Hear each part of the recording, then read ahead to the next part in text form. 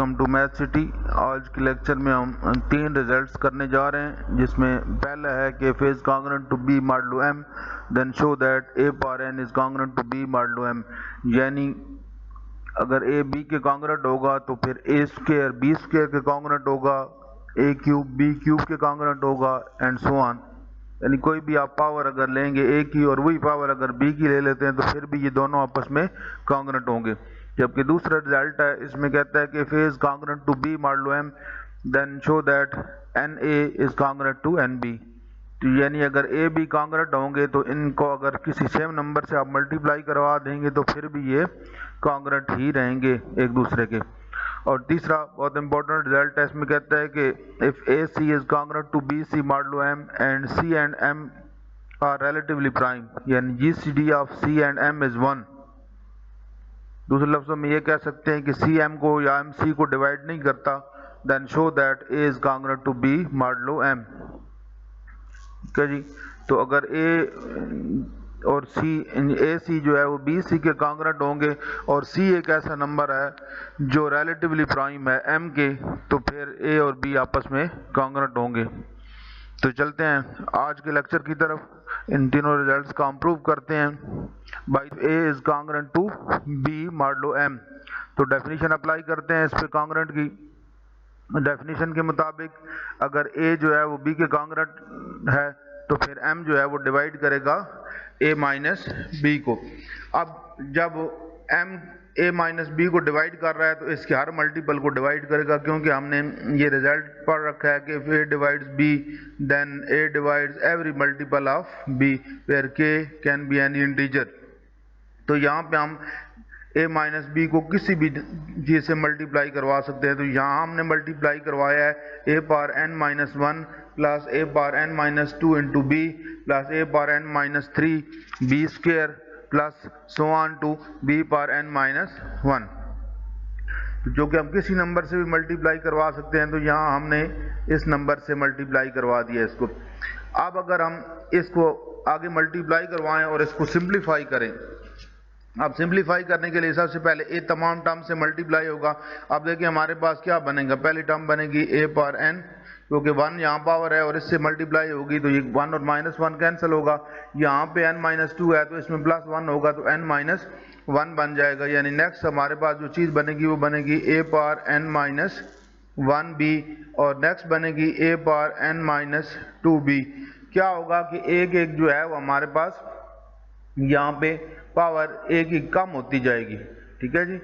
और सो on to last पे जाके हमारे पास जो बनेगी टर्म वो बनेगी a into b power n minus 1 हो जाएगा। ठीक है जी। ये अब बीच में माइनस का है तो यहाँ माइनस लगा देते हैं और अब b को मल्टीप्लाई करवाते हैं। ठीक है जी।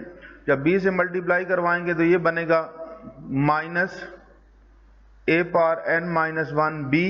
नेक्स्ट जब b से मल्टीप्लाई होगा तो a power n minus 2 b square, और यहाँ पे भी हमारे पास b स्क्वायर था एंड सो ऑन टू, ये चलता जाएगा और यहाँ पे आएगा जी a minus a b power n minus 1 और जो लास्ट टर्म हमारे पास बनेगी वो बनेगी माइनस b पावर, यहाँ पे लिख देता हूँ माइनस b पावर n।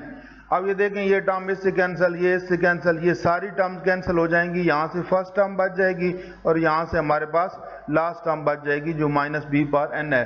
तो हमारे पास ये सारा सिंप्लीफाई होके जब आप मल्टीप्लाई करवा के इसको कैंसिल आउट करते हैं तो फाइनली हमारे पास बच जाता है a power n minus b power n। अब जो कि m डिवाइड कर रहा है a power n minus b power n को, तो कॉन्ग्रुएंट की डेफिनेशन आप यहाँ पे अप्लाई करेंगे तो इसका मतलब है a power n is congruent to b power n। तो यही हमें चाहिए था। अब चलते हैं नेक्स्ट रिजल्ट की तरफ। नेक्स्ट जो है हमारे पास है गिवन वही है कि f is congruent to b। Definition apply करेंगे तो इसका मतलब होगा m divides a minus b। अब m जो कि a माइनस b को डिवाइड करता है तो इसके हर मल्टीपल को डिवाइड करेगा तो फिर m डिवाइड करेगा a minus b into n। यानी यहाँ पे कोई भी मल्टीपल आप ले सकते हैं, तो यहाँ हमने n ले लिए। अब आगे n को ब्रैकेट ओपन करके मल्टीप्लाई करवा देंगे तो n a minus n b हो जाएगा। तो यहाँ पे अब ये n a minus n b को ये डिवाइड करता है m, तो इसका मतलब है n a is congruent to n b modulo m हो जाएगा। तो ये भी उस तरह बहुत सिंपल सा ही एक रिजल्ट था जो यहाँ पे हमने प्रूव कर दिया है। तो नेक्स्ट देखें जी, हमारे पास जो थर्ड रिजल्ट है इसमें कहता है कि if AC is congruent to B modulo M, तो यहाँ पे हम क्या करेंगे, AC को लेंगे, पहले डेफिनेशन अप्लाई करेंगे, तो इसका मतलब ये होगा कि M divide AC minus BC। अब जो टर्म है जो डिवाइड हो रही है इसमें से हम C कॉमन ले सकते हैं, तो यहाँ पे हम C कॉमन लेंगे, इसका मतलब है M डिवाइड करता है A minus B into C के, लेकिन यहाँ पे हमें जो चीज़ गिवन है इसका CM इज इक्वल टू 1, इसका मतलब है कि GCD of C and M is 1। दूसरे लफ्जों में ये कह सकते हैं कि C does not divide M और M does not divide C, ये दोनों डिवाइड नहीं करते। इसका मतलब M जो है वो C को डिवाइड नहीं करता, और दो नंबरों के प्रोडक्ट को M डिवाइड कर रहा है जिसमें एक को डिवाइड नहीं करता, तो फिर इसका मतलब अगर ये डिवाइड कर रहा है तो फिर ये दूसरे को लाजमी तौर पे डिवाइड करेगा। ये दोनों जो कि आपस में रिलेटिवली प्राइम है, तो फिर ये यहाँ से हम कह सकते हैं कि M divides A minus C, और साथ लिख दिया है कि ये हमें गिवन है कि C और M जो है वो रिलेटिवली प्राइम है। तो M जो कि A माइनस B को डिवाइड करता है, तो A और B आपस में क्या हो जाएंगे, कांग्रुएंट हो जाएंगे मॉडुलो M। तो यही हमने प्रूव करना था।